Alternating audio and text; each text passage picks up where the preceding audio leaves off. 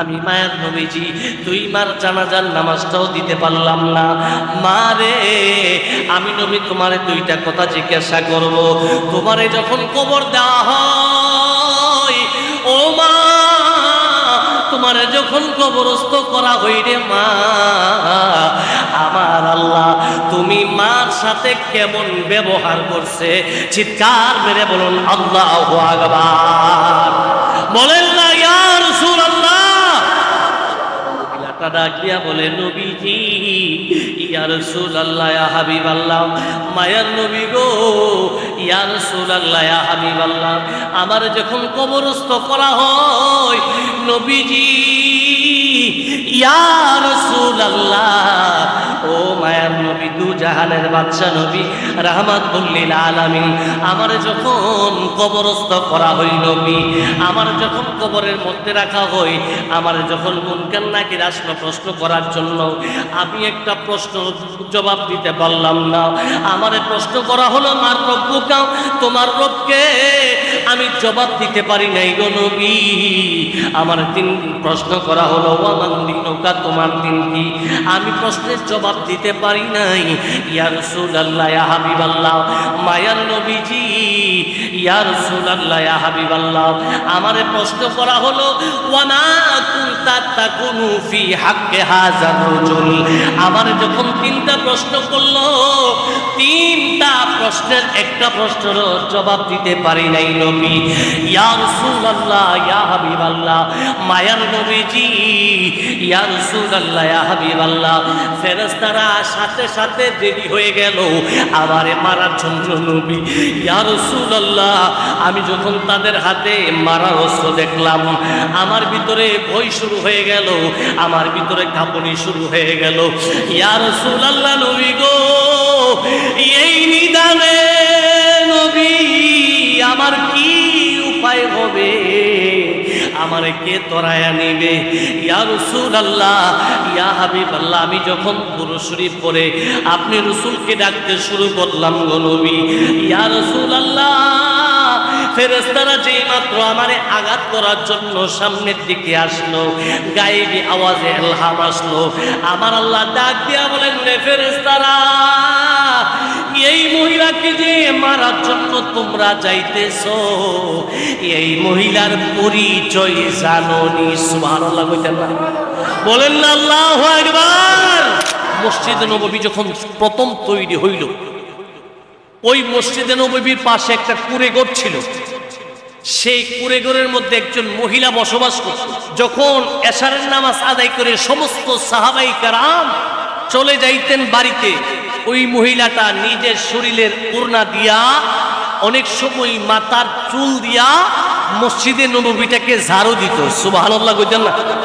বলেন না আল্লাহু আকবার। তাহলে বোঝা গেল সাহাবাই কেরামরা নবীকে পায়াও মসজিদরে কাছে পাইছে, মসজিদরে মহব্বত করছে, রাসূলরে মহব্বত করছে। সুবহানাল্লাহ কইতেন না? তো আল্লাহর কি কুদরত!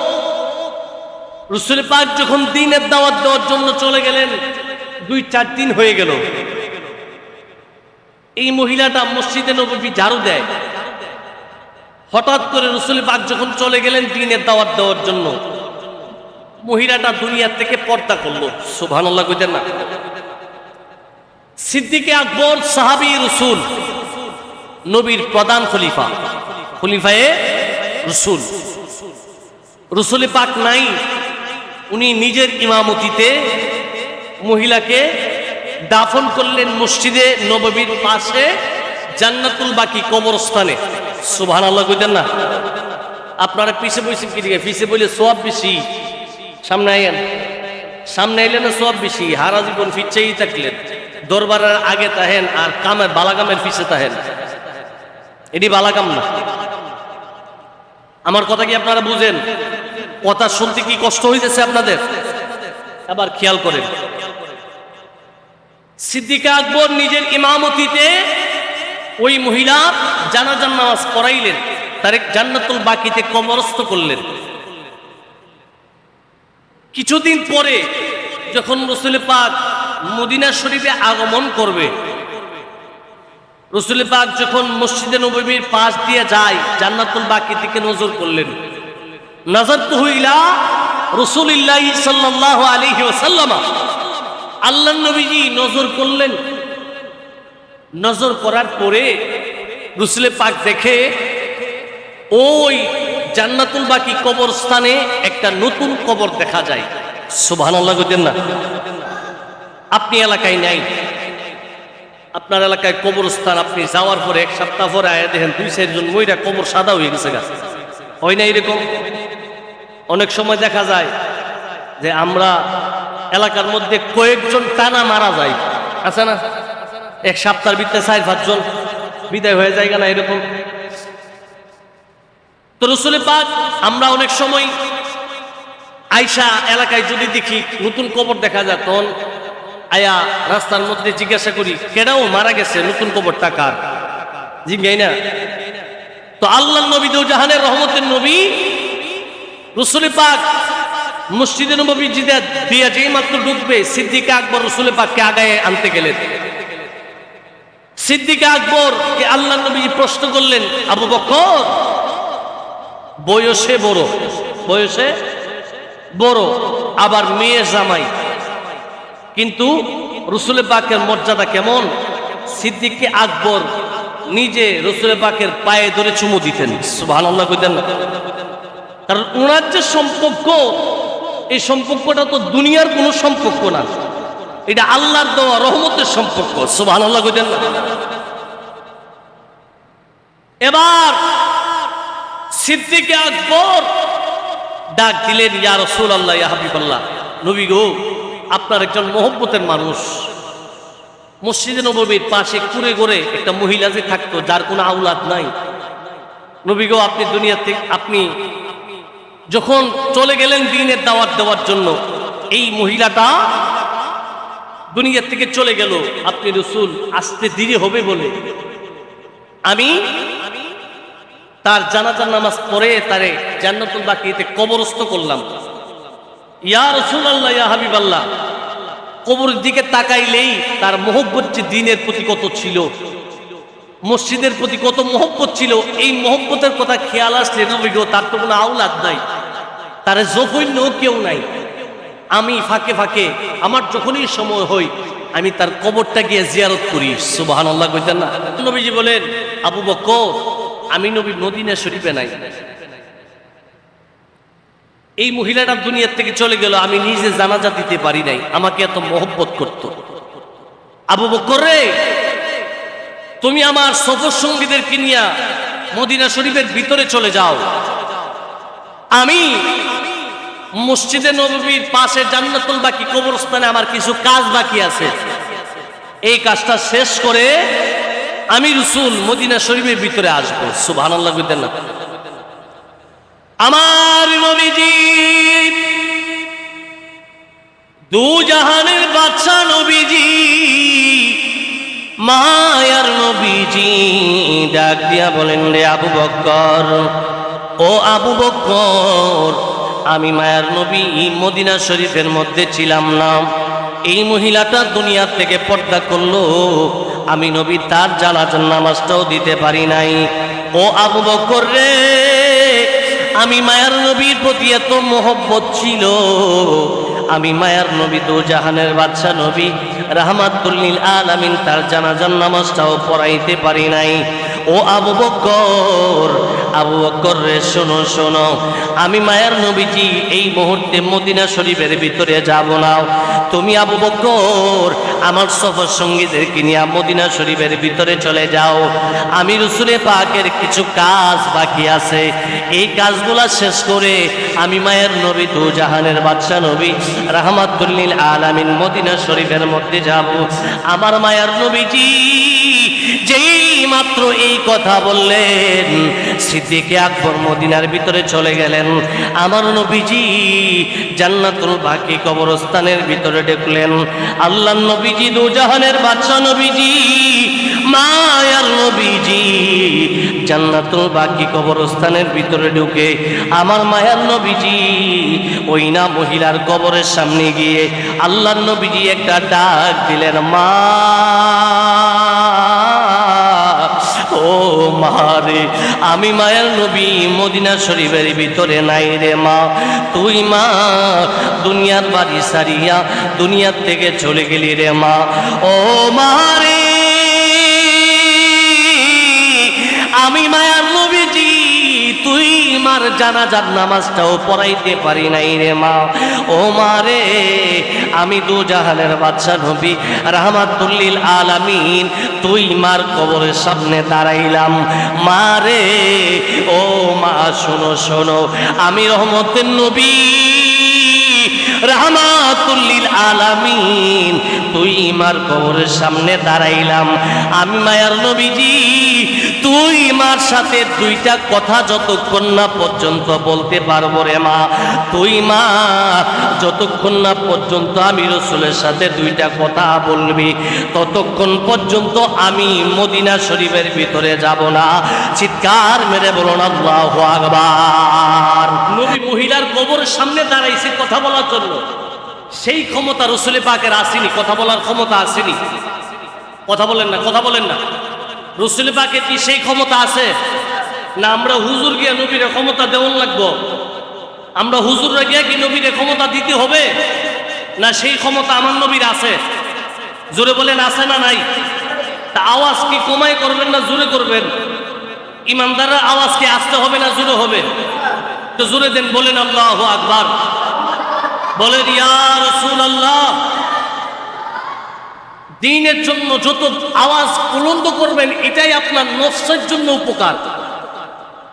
নফসের জন্য কি উপকার? সব ওয়াজ বাড়িতে নিয়ে যাওয়ান জানা, সব ওয়াজ বাড়িতে নিয়ে যাওয়ান জানা। কিছু ওয়াজ নিজের ভিতরে রাইখা এটা ভিতরে লালন করতে হয়। কথা বলেন ঠিক কিনা? আরো জোরে বলেন ঠিক কিনা? এই বিজাগেরা হইলে হইতো না। নিজের ভিতরে তেজ না থাকলে ইমানেরও তেজ থাকতো না। এটা নিজের ভিতরে তেজটা লাগবে। আমরা যত বাহাদুরি, বাইরে গেলে বাহাদুরি, বাইরে এলে কোনো বাহাদুরি ভিত্তিকে সেটা দেখবেন এই বাইরে দেখবেন চিল্লাচিল্লি করতেছে, এটা করতে হিটা করতেছে, ঘরের ভিতরে আওয়াজ দেওয়ার বেড়ার কোনো ক্ষমতা নাই। কথা কয়, কথা কোন ঠিক না? আরো জোরে কোন ঠিক না? এটারে বেড়া কোনা, যেটা বেড়া এটা সব জায়গায় বেড়া। কথা কন না, কথা কন না। যেটা বেড়া এটা সব জায়গায় বেড়া। এবার আমার কথা খেয়াল করেন, নবী পাককে ক্ষমতা দিচ্ছেন কে? আরে জুরি কইতে হবে না, আমি আলোচনা শেষ করে দেবো এখানে। নবীকে ক্ষমতা দিচ্ছেন কে? আরো জুড়ে বলেন ক্ষমতা দিছে কে? আমার আল্লাহ পবিত্র কোরআনে বলেন ওয়ায়াকুনু রাসূলু আলাইকুম শাহিদা। এই ফুটতে ফুটতে ডিস্টার্ব করতেছে। ওয়ায়াকুনু রাসূলু আলাইকুম শাহিদা, ইয়া রাসূলুল্লাহ দুনিয়ার জন্য আপনি নবীদের সাক্ষীদাতা হিসাবে পাঠাইছি। সুবহানাল্লাহ কইতেন না? কেন সাক্ষীদাতা হিসাবে পাঠাইলেন? কারণ হাসর ময়দানে উম্মতের ব্যাপারে নবী সাক্ষ্য দিবে। সুবহানাল্লাহ কইতেন না? রসুল যদি সাক্ষ্য না দেয় আমরার কোনো উপায় আছে? আমরার কি কেউ আছে? না হাসরের ময়দানে আমরা বাপদাদার ফাওয়ার দিয়া, আর কাহা যে এমপি আছে হে বেটার ফাওয়ার দিয়া ফার হইতে জোরকন ফার হওয়া সম্ভব? এই আয়াতের ব্যাখ্যায় এই ভারতবর্ষের প্রথম মুহাদ্দিস পরিবারের প্রথম মুহাদ্দিস উনি উনার তফসিরি কিতাবের মধ্যে লেখেন, তফসিরে আজিজের মধ্যে লেখেন, উনি বলেন उस आयत की मतहात जो इबारत है उनकी उर्दू तर्जमा ये है कि हुजूर नूर को सल्लल्लाहु अलैहि वसल्लम अपनी नूर नबुवत की वजह से हर दीनदार की दीन जानते हैं, उस दीनदार की दीन इस दर्जा तक पहुंचाया और उनकी ईमान की हकीकत क्या है कि हुजूर नूर को सल्लल्लाहु अलैहि वसल्लम अपने नेक आमल बहुत আমল সব कुछ জানতে हैं। আজকে নতুন মসজিদের মধ্যে কে মহব্বতে বসছি, কেউ আবার একটু হিংসা লিয়ে বই দিছে, আমার কইছে না দিকে যাইতাম না, হিটাও আমার নবী জানে। কথা বলেন না, কথা বলেন না। হিটাও আমার নবী জানে, কারণ নবী তো উম্মতের খবর জানে। আরে আল্লাহওয়ালারাই উম্মতের অন্তরের খবর জানে, তো নবী তো অনেক পরের হিসাব। সুবহানাল্লাহ কইতেন না? বলেন না আল্লাহু আকবার। কেমনে বুঝলেন? বলো হুজুর আপনি যে কয়ে গেলেন ওরা কথার দলিল আসেনি, অবশ্যই আছে। আল্লাহ কোরআনে বলেন, কুল ইমালু ফাসায়ারাল্লাহু আমালাকুম ওয়া রাসূলুহু ওয়াল মুমিনুন, তোমরা যে আমলনামা করো এইগুলা আমি আল্লাহ দেখি, আমার রাসূল দেখে, আমার আউলিয়া কেরামরাও দেখে। সুবহানাল্লাহ কইতেন না? আমরা যে নতুন মসজিদের মহব্বতে, ভালোবাসায়, তাজিমে এই জায়গার মধ্যে বসছি, এটা আমরা শুধু না, আশেপাশের আউলিয়া কেরাম যারা আমাদেরকে নজরে নজরে রাখে তারাও আমাদেরকে দেখে। সুবহানাল্লাহ কইতেন না? বলেন না আল্লাহু আকবার। মুআজ্জাজ মুহতারাম, খেয়াল করেন আল্লাহর নবীজি কি বললেন, যে মা তুমি তো কবরে চলে গেলা, মহব্বতটা কিসের খাতিরে? মসজিদকে মহব্বত করতো। বুঝে আইনি আমার কথা আপনারা, জোরে কোন বুঝেননি আমার কথা?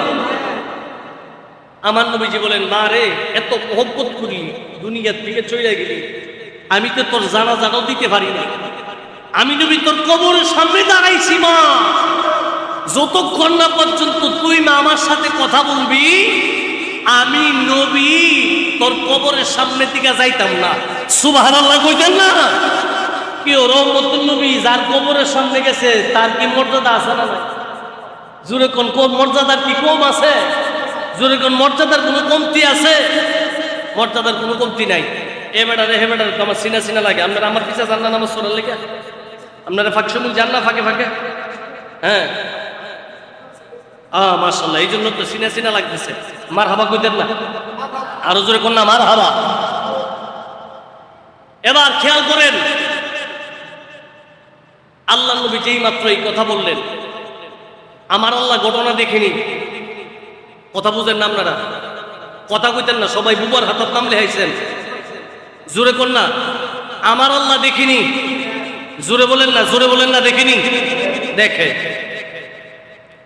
আমার আল্লাহ ডাক দিয়ে বলে, জিবরাইল, যেই নবীরে না বানাইলে আমি আল্লাহ কুল কায়নাতের কিছুই বানাইতাম না। জিবরাইল রে, ওই রহমতুল নবী মহিলার কবরের সামনে দাঁড়াইছে, আমার নবী দাঁড়াই থাকবে, আমি আল্লাহ শরম লাগে, আমি আল্লাহ লজ্জা লাগে। ও জিবরাইল, এই মুহূর্তে রুহুটারে তুমি নিয়ে যাও, নিয়ে মহিলার ভিতরে দিয়ে আসো, যাতে মহিলা আমার নবীর সাথে কথা বলতে পারে। সুবহানাল্লাহ কইতেন না? আমার নবী দু জাহানের বাদশা নবীজি, মায়ার নবীজি ডাক দিয়া বলছে, মাত্র এই কথা বললেন, আমার আল্লাহ ডাক দিয়া বলেন যে জিবরাইল শোনো শোনো, আমার মায়ার নবীজি দু জাহানের বাদশা নবী রাহমাতুল লিল আলামিন, যেই নবীরে না বানাইলে আমি আল্লাহ কুল কায়নাতে কিছুই বানাইতাম না, যেই নবীরে না বানাইলে আমি আল্লাহ চন্দ্র বানাইতাম না, সূর্য বানাইতাম না, যেই নবীরে না বানাইলে কুল কায়নাতের কিছুই বানাইতাম না রে জিবরাইল। ও জিবরাইল শোনো, আমার আল্লাহ হাদিসে কুদসির মধ্যে বলেন, কুনতু কানজাব মাকফিয়ান ফাবাতু আনুরাফা ফাখলাকতু খালকান ফাসাম্মাইতু মুহাম্মাদান। তুই মা দুনিয়া থেকে চলে গেলি, আমি মায়ের নবীজি তুই মার জানাজার নামাজটাও দিতে পারলাম না। মা রে, আমি নবী তোমারে দুইটা কথা জিজ্ঞাসা করব, তোমারে যখন কবর দেওয়া হয়, ও মা, তোমারে যখন কবরস্থ করা হইরে মা, আমার আল্লাহ তুমি মার সাথে কেমন ব্যবহার করছে? চিৎকার মেরে বলুন আল্লাহু আকবার। বলেন না ইয়া রাসূলুল্লাহ? ডাকিয়া বলে, নবীজি, ইয়া রাসূলুল্লাহ, ইয়া হাবিবাল্লাহ, মায়ার নবী গো, ইয়া রাসূলুল্লাহ, ইয়া হাবিবাল্লাহ, আমার যখন কবরস্থ করা হয় নবীজি, ইয়া রাসূলুল্লাহ, ও মায়ার নবী, দু জাহানের বাদশা নবী রাহমাতুল লিল আলামিন, আমার যখন কবরস্থ করা হয় নবী, আমার যখন কবরের মধ্যে রাখা হয়, আমার যখন মুনকার নাকির আসলো প্রশ্ন করার জন্য, আমি একটা প্রশ্ন জবাব দিতে পারলাম না। আমারে প্রশ্ন করা হলো, মার রব্বুকা, তোমার রবকে? আমি জবাব দিতে পারি নাই গো নবী। আমার তিন প্রশ্ন করা হলো, ওয়ামান দিনুকা, তোমার দিন কি? আমি প্রশ্নের জবাব দিতে পারি নাই।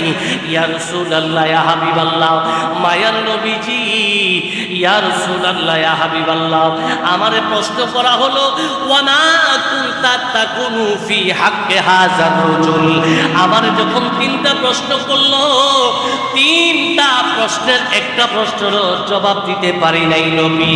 ইয়া রাসূলুল্লাহ, ইয়া হাবিবাল্লাহ, মায়ার নবীজি, ইয়া রাসূলুল্লাহ, ইয়া হাবিবাল্লাহ, ফেরেশতারা সাথে সাথে দেরি হয়ে গেল আমারে মারার জন্য নবী।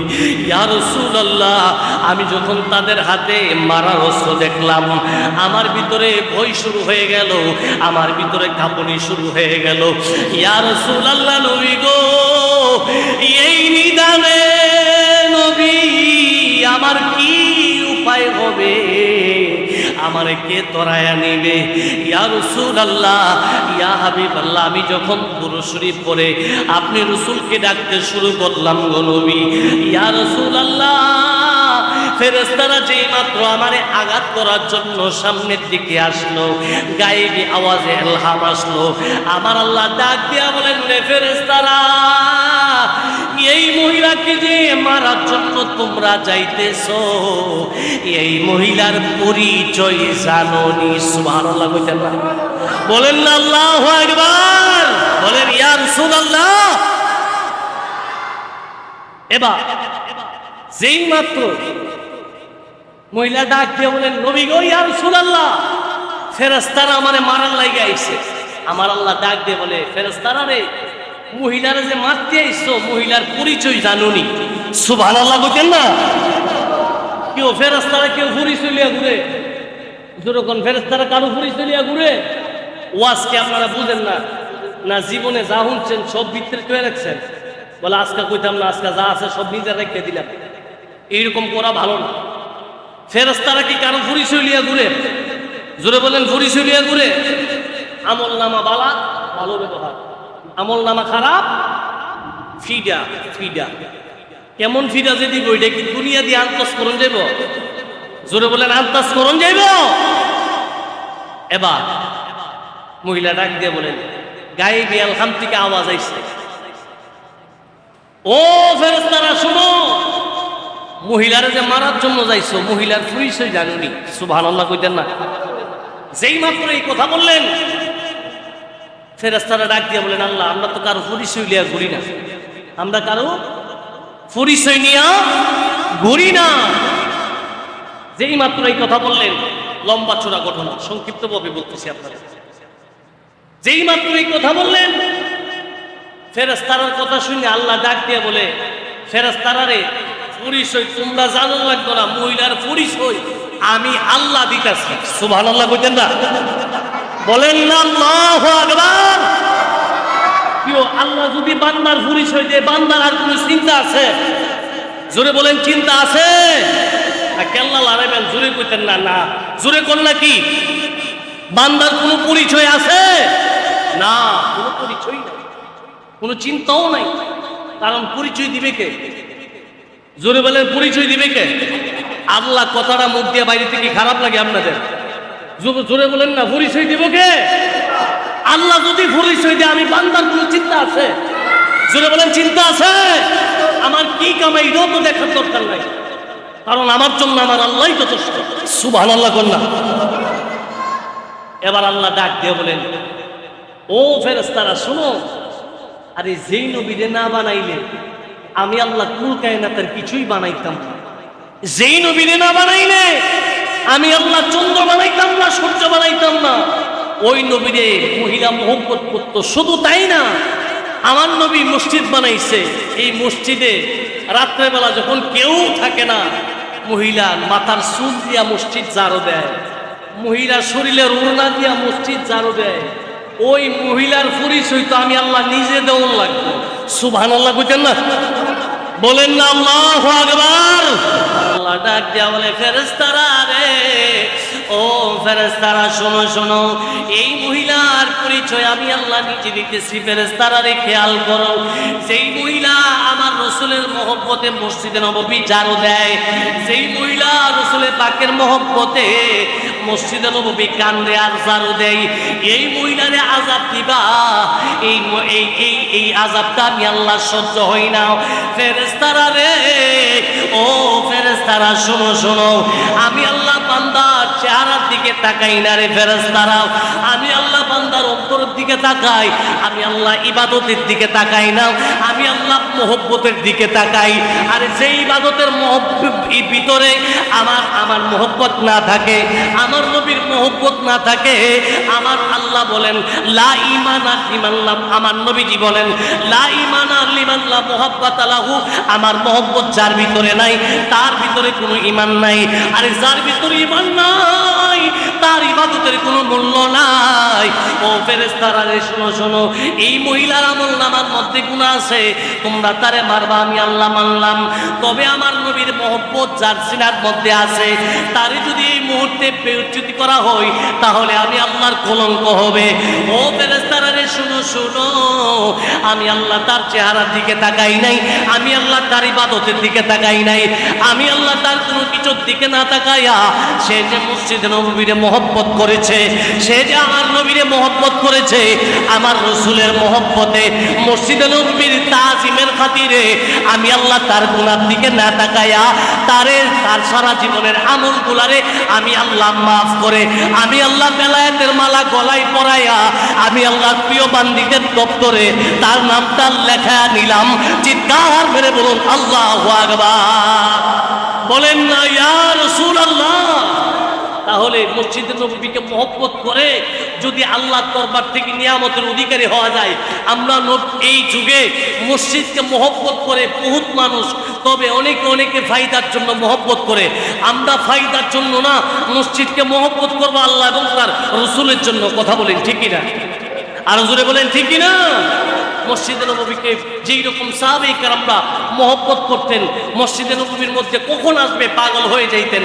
নামাজের আজান দিবে, মসজিদে আজান দিবে, আজানের সাথে সাথে চলে আসবেন, মসজিদে বসে দুরূদ শরীফ আদায় করবেন। আপনি মসজিদে বসে জিকির আজকার করবেন না, মসজিদে যদি কথা কন তাহলে বোঝা গেল বাইরে আর ভিতরে সমান। কথা কন না।